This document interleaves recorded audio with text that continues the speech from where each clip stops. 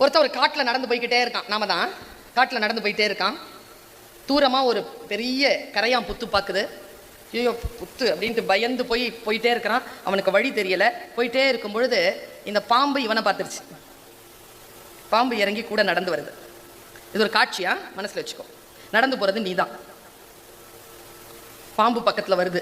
திரும்பி போக முடியாது. என்ன பண்ணுவேன்? கையில் எந்த ஆயுதமும் இல்லை. சொல்லித்தரேன், பதறக்கூடாது, யோசிக்கணும். இந்த ஸ்பாட் வந்துருச்சா பதறவே கூடாது. ஒன்றும் சொல்லலை. அது நான் பாம்புன்னு சொன்னது பாம்பு இல்லை. நீங்களாம் விட்டுட்டு போயிட்டே இருக்கிறீங்க. அது பாட்டுக்கு வருது, கூடவே வந்துக்கிட்டே இருக்குது. சைலண்ட்டாக இருக்கிறான் இவன். அது வந்துகிட்டே இருக்குது. கொஞ்சம் பார்வை அது மேலே இருக்குது. கொத்தி போட்டுருச்சுன்னா என்னடா பண்ணுறது? ஆனால் அது அப்படியே நடந்தது. இவனும் நடந்து போய்கிட்டே இருக்கான். இவன் ஒரு பாறையில் ஏறினான் பாரு. ஏறி அந்த பக்கம் போகிறான் பாரு. கரெக்டாக குதிகாதில் கொத்திருச்சு.